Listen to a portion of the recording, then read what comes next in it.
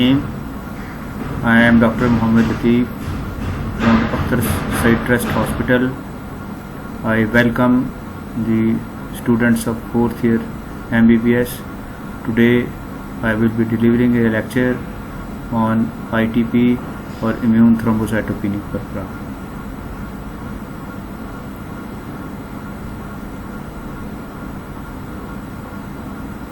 Learning objectives. At the end of the lecture, the students will be able to define ITP. They will be able to know the different etiologies of ITP, and they will know the various modes of clinical manifestations of ITP, and finally they will learn to know the management of the simple case of ITP and relapsing case of ITP, and similarly the persistent or refractory varieties of the ITP. Platelets are physiology. Platelets are normally produced by megakaryocytes, which are the progenitor cells in the bone marrow, and you all know it already. I am simply repeating it for a revision so that you can better understand the ITP. The total lifespan of the platelet is about 10 days. Maybe it is 8 to 10 days the platelets usually survive, and 1/10 of the platelet pool is daily replenished. The normal platelet count ranges from 150,000 to 450,000 per cubic millimeter. The response of the platelets, what is the behavior of the platelets in the clot formation? The platelets have the ability to adhere themselves. We call it as aggregation, and they have the ability to adhere to the endothelial membrane. We call it adhesion to the endothelial membrane. So aggregation and adhesional capability of the platelets leads to the formation of the platelet club. This capability is accomplished by the platelets with the presence of the phospholipid on the membranes, and this phospholipid membrane serves as a scaffold for the thrombin generation. By the scaffold word, I mean that they provide the building or constructing structure in the formation of the thrombus or clot.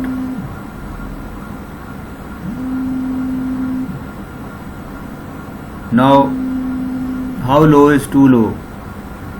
You need to know the different levels, because at different levels the clinical manifestations they appear. At 50,000 no symptoms are produced, and generally the patient does not require any treatment. At 20,000 platelet count, the patient may have symptoms, and you need to start the treatment for the symptoms if there are any. And at 10,000 it may be life threatening in some patients, but it may not be at 10,000 count. And it has been experienced by myself that even less than 10,000 platelets count, we wait and patient do not bleed, and the patient rather recover with the treatment. But in certain patients it may be life threatening, and the patient may be requiring the admission to the hospitals and proper treatment by the hematologist. At less than 10,000 counts of the platelets, there is high risk of intracranial or intracerebral hemorrhage, and the patient may present to you with the raised ICP. He may have bradycardia, and he may have headache, he may have vomiting, etc., or he may be even present to you in an altered state of consciousness. The three broad categories of thrombocytopenia are pseudo-thrombocytopenia, underproduction of the platelets, splenic sequestration, and finally the peripheral destruction of the platelets. Now, what is pseudothrombocytopenia? By pseudothrombocytopenia, the through pseudo-thrombocytopenia, the meaning is that the platelets do clump, but they don't have any clinical significance because there is neither a risk of bleeding nor a risk of clotting. That is why it is known as pseudo-thrombocytopenia. Then the peripheral destruction. This destruction is caused by the non-immune mechanisms. Remember, ITP is an immune mechanism. So it is the non-immune mechanism. Platelets are activated and they themselves are consumed. And the classical example of the platelet activation and consumption is TTP and DIC. Then the immune mechanisms, in which there is the antigen antibody response and the platelets are destroyed, and it may be primary, secondary, or the drug induced. Now finally the definition. It is a syndrome having platelet coated with the autoantibodies to platelet membrane antigens, resulting in splenic sequestration and phagocytosis by the macrophages. You must remember this definition. It is very important that it is a syndrome in which antigen antibody response and ultimately the splenic sequestration and phagocytosis is the result. Now etiology. IgG autoantibodies are directed against the glycoproteins present over the surface of the platelets. I once again repeat, autoantibodies are directed against the glycoproteins which are present on the platelet membranes, which serve as antigen, or they are antigenic, and they invite the production of antibodies. Now the incidence is approximately 100 people per million, and half of them are children. In adults, 2 peaks are found. One are younger than 40 years of age, the other are greater than 60 years of age. Those who are less than 40 years of age, they are commonly female patients, and those who are greater than 60 years of age, both male and female can be affected. ITP is a diagnosis of exclusion. No laboratory test is specific to diagnose the ITP. And what is required is you must exclude all other causes of thrombocytopenia. In other words, all other causes of secondary thrombocytopenia must be ruled out before you label somebody as a case of ITP or immune thrombocytopenia. Evaluation of the patient with low platelets. Always you ask the patient, when the patient presents to you in the acute stage, the patient might give you a history that he suffered from a virus illness, and usually the victim are children. In the chronic category, the onset is insidious, which means that it is a cheating onset, treacherous onset. You may be misguided, and actually there is underlying auto antibody stimulation phenomena, and the membrane glycoproteins, they become immunogenic, of course, on the surface of the platelets, leading to the autoantibody production. Now autoantibody specificity is there. There are specific antibodies. 75% of the antibodies are directed against platelet membrane, platelet antigens, glycoprotein 2b, 3a, or glycoprotein 1b, or 1x glycoprotein complexes. So specific, you must remember that the antibodies are antigen specific, and the antigens are actually the glycoproteins. So these varieties 75%, the other varieties 25%. These membrane epitopes, epitope word mean that different antigenic molecules. They are the included ones are glycoprotein 5, glycoprotein 1a, 2a, and glycoprotein 6. Now when you take the history, you should not forget that you must ask what are the factors which have produced thrombocytopenia, and then you should look for the signs and symptoms which differentiate mild, moderate, and severe bleeding tendencies, because they it depends. The different types of the ITP are there. Some are the one which are never cured, and some are which are temporary. They produce mild diseases, and the patient remains safe throughout the life. So some varieties are vital. That is why you need to know the factors, and you need to know the mode of presentation or sign and symptoms of the patients which are presenting with the bleeding. And you also need to know, because other bleeding diathesis may also be considered while you are suspecting the person as a case of ITP. The other systemic illnesses which are include SLE is the classical example, or acute leukemia or chronic leukemia, in which you may when you get the CBC done, your only finding is the thrombocytopenia. Actually the underlying etiology is SLE or acute or chronic leukemia. So, and similarly this thrombocytopenia may also be found in myelodysplasia, and in the children ITP variety is maybe in the form of primary immune deficiency syndrome. Actually the child is suffering from primary immune deficiency syndrome, and it may look like as ITP. The viral causes include the Epstein-Barr virus, varicella virus, cytomegalovirus, rubella virus. These viruses must be remembered by heart by the students. And most typical associations with viral upper respiratory tract infections or gastroenteritis. I repeat once again, the patient may present to you with the upper respiratory tract infection symptoms, and similarly the patient may present to you with the gastroenteritis, diarrhea, vomiting, etc. But actually ultimately the patient is turned out to be a case of ITP. Then the post immunization. After immunization, the patient may develop ITP. So remember, while you are immunizing the children, especially, you should keep in mind that the child may get transient ITP.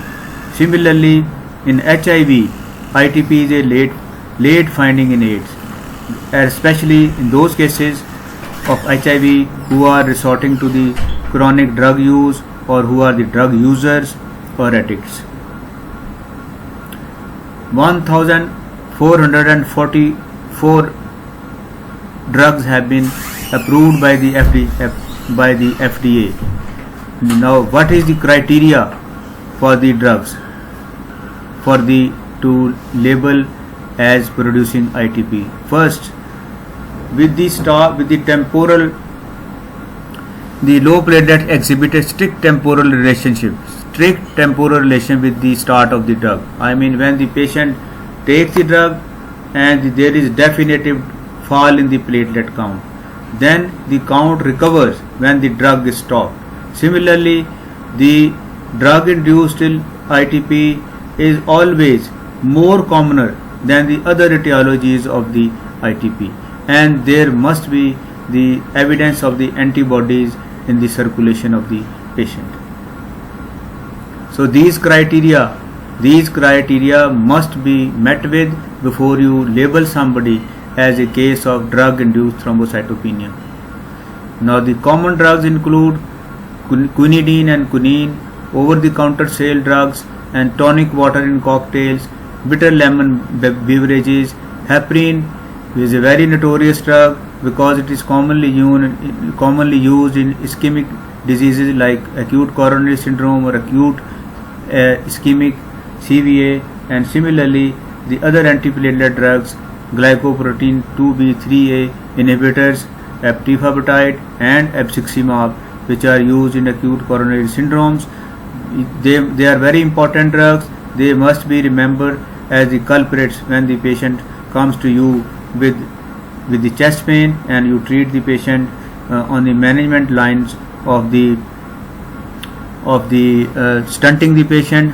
You are intervening. These drugs are offered. Later on, the patient may develop thrombocytopenia or ITP. The antibiotics notorious are cephalosporins or cephalosporin. Rifampicin is a very common drug which causes ITP, and the gold salt once used to be used in the management of the rheumatoid arthritis, it can cause the ITP, and similarly analgesics, neuroleptic drugs, diuretics and antihypertensive drugs can cause ITP. Similarly, chronic or acute use of the alcohol can cause ITP. CLD, the cause may be any, maybe for example post-viral CLD, maybe hemochromatosis leading on to CLD, and Wilson disease can lead on to CLD, resulting in the hypersplenism or enlargement of the spleen. Similarly, in the CML, hypersplenism can lead to the destruction of the platelets.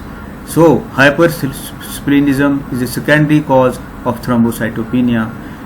One classical example is rheumatoid arthritis, in which the Pelti's syndrome, in which there is hypersplenism, and along with that the patient is found to be having on peripheral picture pancytopenia.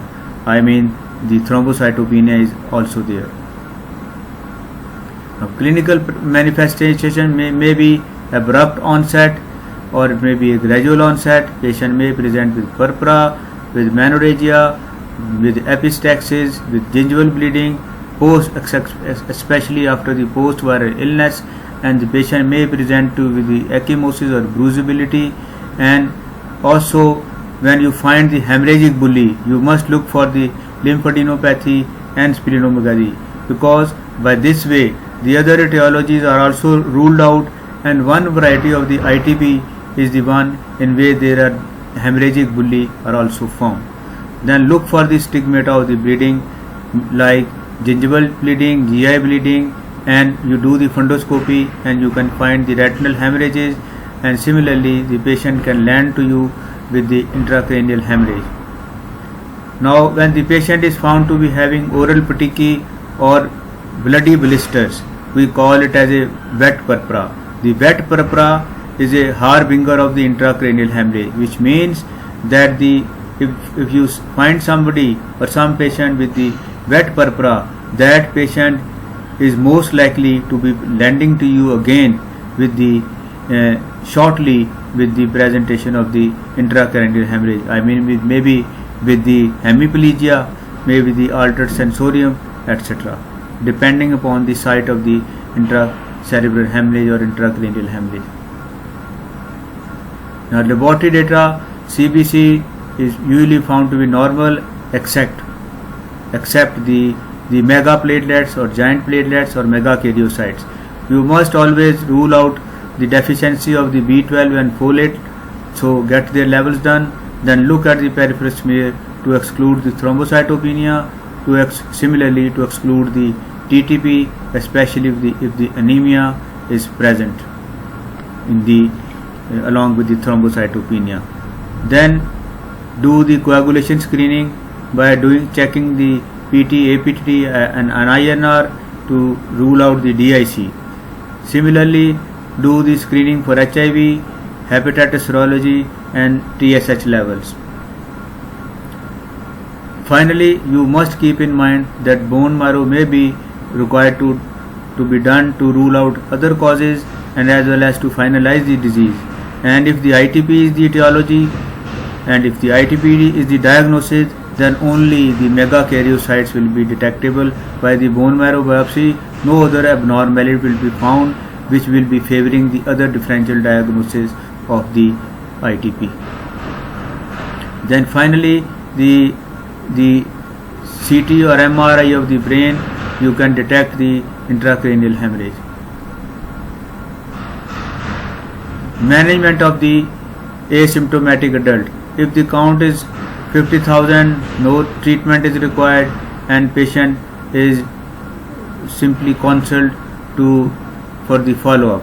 If the platelet count is around 20 to 30,000, you start with the steroids and stop all NSAIDs and aminosalicylates to improve the platelet function.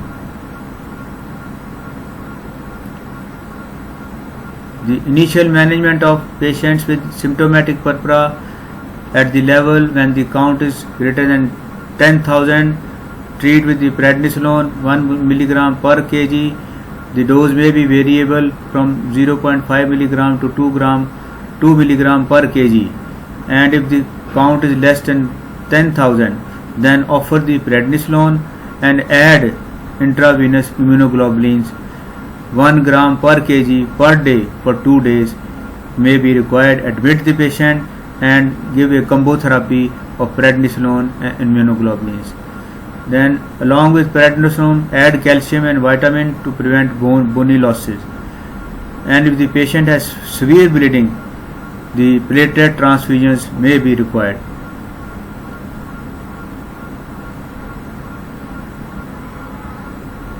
Subsequent management: follow patient platelets count daily until the count rises greater than 20,000.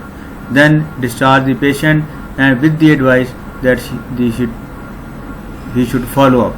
Once the platelet count normalizes, then taper the steroids over 6 to 8 weeks. 1/3 of the patients usually go into the remission. 66% may not. The 2/3 may not go into the remission. And those 2/3 of the patients, or 66% of the patients, are the one who are the relapsers during the therapy or after the therapy once you have tapered off the treatment. The relapse ITP management: the patient will be requiring steroids at a higher dose to bring the patient out of the danger zone, and then you start the definitive therapy.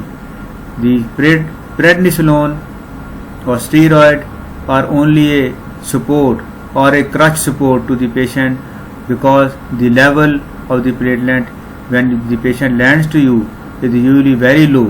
So you should take the utility of that crutch, then you start the definitive therapy. The options include splenectomy, which is a standard of care treatment, or intermittent treatment with the anti-D immune globulins. Splenectomy is effective in 2/3 of the patients, leading to normal platelet count. It can be performed by open method or laparoscopically, and usually you will be needing vaccination against the encapsulated organisms, and you will be requiring steroids and IV immunoglobulins before the procedure to boost the platelet count pre-operatively.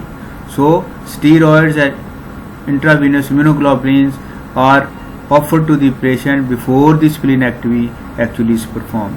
2 weeks is this time. The anti-D immune globulin is a substitute for intravenous immunoglobulins, and it is especially useful in patients with contraindications to splenectomy. I explained that either the patient refuses the splenectomy or there are some contraindication to splenectomy, then you can resort to the anti-D immune globulin.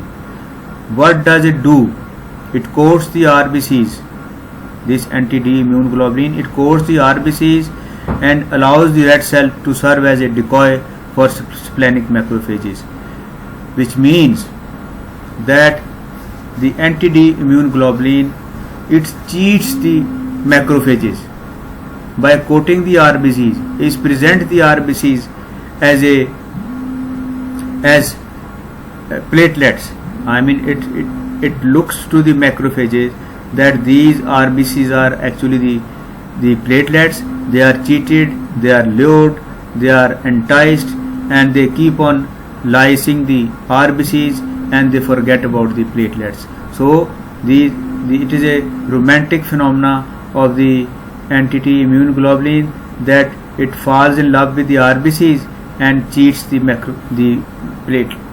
splenic macrophages. So the platelets are saved. The patient must be Rh positive, and it is not effective after splenectomy. It should be clear to you that anti-D immune globulin should not be given to the patients who have been subjected to splenectomy.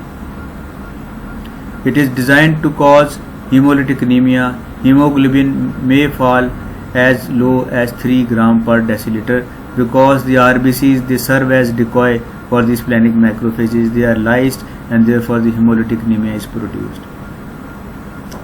Intermittent dosing may allow patients to avoid splenectomy. Now there is an SCQ for you. A 19-year-old female college student presents with a rash over her lower extremities. She had a viral illness 2 weeks ago. She has no other medical problem and she takes no medications.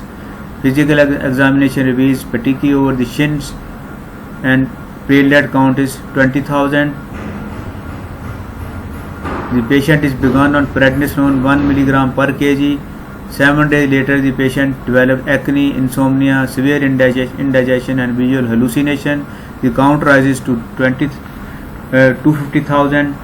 Steroids are tapered after 8 weeks and the patient remains asymptomatic with the normal platelet count.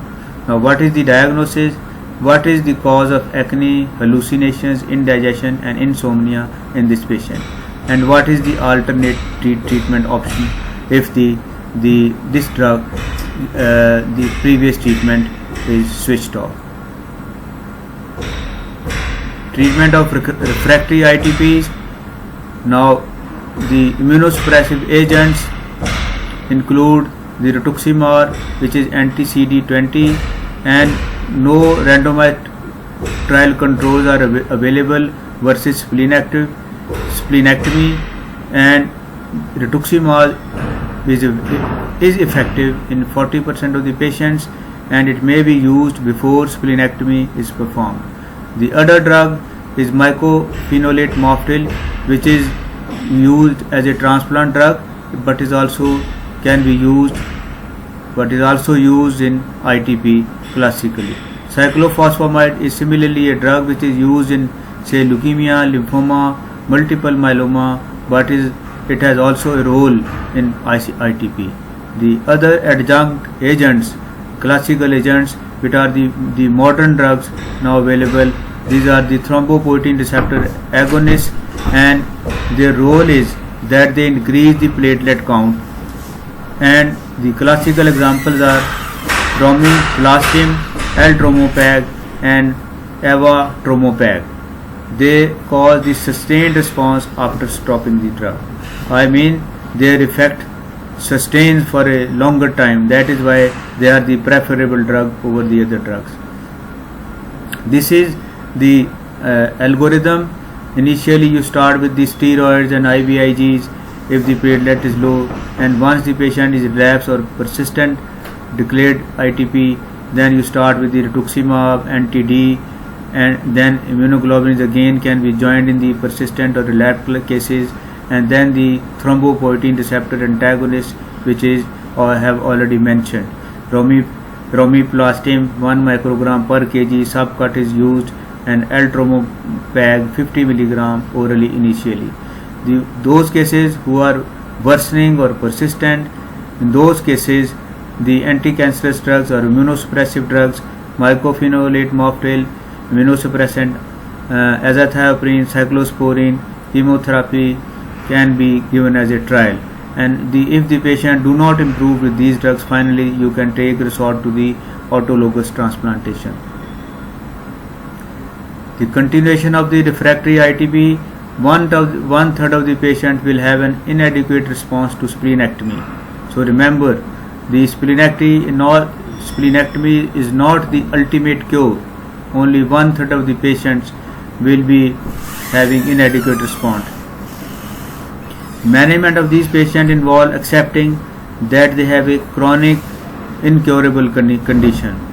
You will make the patient realize that you may require the treatment for lifelong. This is the meaning, because they go into chronicity, and they must maintain the follow-up so that the doctor serves as a watchdog, and he selects the patient depending as to which stage the patient is suffering from, whether he is in a relapse form, whether he is in a refractory form, whether he is suffering from the persistent form. So the target platelet count should always be above 30,000 or absence of the bleeding. and recently advanced drugs is the fostamatinib, which is other name is tavalisse. It is approved by the FDA for the management of chronic ITP in the refractory classes of the ITP cases. Remember it, this is a recent advanced drug, fostamatinib. Again, an SCQ for you. A 55-year-old woman present with bleeding and then no past medical history of hypertension, diabetes, the patient is hypertensive, diabetic and had degenerative joint disease. She is using the medication glucotrol, which increases insulin, glucophage, hydrochlorothiazide, quinine for leg cramps. On patient examination, there are petechiae over the limbs and torso, and there are blisters in the mouth, and the patient is having epistaxis also. The count is less than 2000. Admitted, quinine stopped, patient treated with transfusion and immunoglobulins. The count rises to normal over a week, and 8 months later, then the patient present with thrombocytopenia and admitted. Patient admitted that she was again using quinine for the leg cramps. Now, what is the cause of bleeding from the nose and gums? How it can be prevented? What is the treatment of this patient? Drug-induced ITP. I have mentioned many drugs, and now there will be special examples. They are usually removing the offending agent is enough to allow the platelet to rise to the normal level. If the platelets are severely low, platelet transfusion may be required, and immunoglobulins are particularly helpful in quinine-induced ITP. Again, a short essay question. A 65-year-old male smoker with a history of peripheral vascular disease present in the emergency room with unstable angina, admitted and placed on heparin. Platelet count on admission was 450,000. Cardiac catheterization done, and there was triple vessel disease or TVD, and the patient was scheduled for CABG, which occurred in the hospital. Preoperative count was 200,000 or 2 lakh, or post-op count was 90,000. On hospital day 12, the patient developed acute left swelling, and a DVT was diagnosed by ultrasound Doppler. Platelet count was 150,000. The patient was started on IV heparin. The next day he developed a left leg, pulseless left leg, and had a platelet count of 30,000. Now dropped. While in vascular radiology, he developed acute chest pain and suffered a cardiac arrest and subsequently died. Autopsy showed occlusion of all his bypass graft. What is the cause of fall in the platelet count, and what is the cause of MI in this patient? Now the answer is the same in the above SCQ. Now seen in one, heparin-induced thrombocytopenia. It is a notorious drug commonly used in heart patients and CVA patients, especially of the ischemic variety. It is seen, the heparin-induced thrombocytopenia is found in 1 to 3% of the patients, and usually after the 7 to 10 days of the start of the heparin, and the platelets start falling by 1/3 to 1/2, and then the patient do not have to be thrombocytopenic. It can occur earlier in patients who have been previously exposed to heparin, even as subcut injections. So remember, if the previously the patient was offered heparin in the second attempt or second exposure to the drug, the patient may develop thrombocytopenia. It is caused by antibodies against the complex of heparin and platelet factor 4. These antibodies, they activate the platelet, and therefore the thrombosis is generated in half of these patients. It is more common in patients with peripheral vascular disease. Alternate presentation of heparin-induced thrombocytopenia. there is a small drop in the platelet count, the patient may present with only skin necrosis. And sometimes the earlier onset thrombocytopenia with heparin re-exposure, and sometimes the delayed response, the thrombocytopenia will occur, and similarly the thrombosis after stopping the heparin. So ranging from skin necrosis to thrombocytopenia to thrombosis are the features of the heparin. That is why it is I have specially made 2 to 3 slides on the heparin, though it is beyond the scope in detail as part of the ITP, but still I highlight the importance of the heparin, that it can cause HIT, it can cause thrombosis, it can kill the patient with the acute coronary syndrome, and sometimes the thrombosis after the heparin exposure is also a late phenomenon. Treatment is of the heparin induced thrombocytopenia is stop heparin, and use a different anticoagulant like lepuridine and argatroban.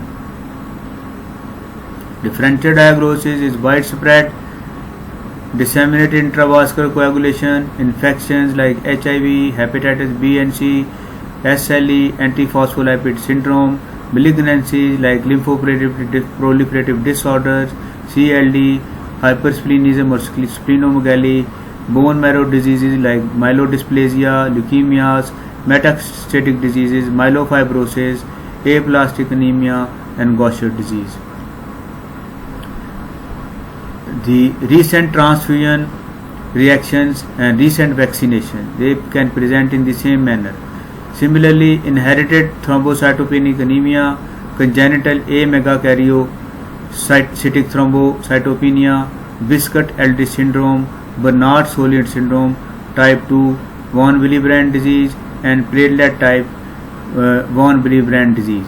Similarly, DIC, TTP, hemolytic uremic syndrome, and EVAN syndrome, they also should be considered in the differential diagnosis, though they are rare, but they are mandatory to be ruled out before you finally commit that the patient is suffering from ITP. So that is why it is said that it is a diagnosis of exclusion. A long list of the differences have to be ruled out before you finally give a verdict or a decision that the patient is a case of ITP. Now, the clinical manifestation, the patient may present to you with the small purpuric lesions over the extremities. These are the large purpuric lesions, and they are of the ecchymotic type. This patient is having, say, bleeding and bruising simultaneously. This is the patient is having purpuric spots over the face, and in the past the treatment, Ayurvedic treatment, was used to be practiced, and this includes herbal medications as well as the spiritual treatment of the ITP. Actually, it is a mild variety of the purpura with the expression of lesions, purpuric lesions over the face of the patient only. The torso and the extremities are spared in this variety in which the face is involved by having the purpuric lesions. Now, the purpura in pregnancy is a very serious illness, and it has to be managed very carefully. Now, see, the patient has black eye, and along with that the patient is having subconjunctival hemorrhage. Once you find a patient, you should be thinking that the patient might not be a case of ITP, and especially if the victim is a child. The patient present to you with the gingival bleeding. See, the patient is also having the large purpuric lesions, and there is subcutaneous bleeding also. Now, conclusion of the ITP. It is a lifelong disease. The presentation may range from mild to severe, and from severe to relapse, and it may remit and relapse, and then it may become transform into a refractory disease, which means it resists the treatment, and you may not be capable of keeping the platelet count in the desirable range. Occasionally it may be fatal, though not frequently. Then the treatment ranges from steroids to transfusions, IVIGs to NTD, and monoclonal antibodies to immunosuppressants already mentioned, and the splenectomy may be followed by, and lastly the bone marrow transplantation may the ultimate treatment. In the pregnancy, I showed you the slide. It is a difficult situation. The safe treatment is azathioprine, and RH immunoglobulins are relatively contraindicated, but they can be given. And the category C drugs, which can never be used and which should not be used in the pregnancy induced ITP, they are cyclosporine, dapsone, thrombopoietin receptor agonists, which are actually the beautiful drugs in the non-pregnant cases of ITP. The thrombopoietin receptor agonists, they should not be used in pregnancy purpura. Similarly, alemtuzumab and rituximab, they are not recommended in pregnancy induced ITP. Thank you very much. If you have any question, you can ask, and you should also send me the feedback. In the previous lecture, you did not give me the feedback, neither you solved the assignment or MCQs. Again, I have sent you the SCQs this time. They must be solved by all the students. Now, final word about the with thanks is, you see, this girl is suffering from ITP, and she considers that ITP is a dolphin, and dolphin, you know, is a loving animal, and that is why the girl considers the dolphin as ITP, or vice versa, as the ITP as is a dolphin, because this dolphin never harms the human beings. So the ITP is a friendly, as friendly as dolphin is. Okay, goodbye from Akhtar Said Trust Hospital. We meet again on next Thursday again. Khuda Hafiz.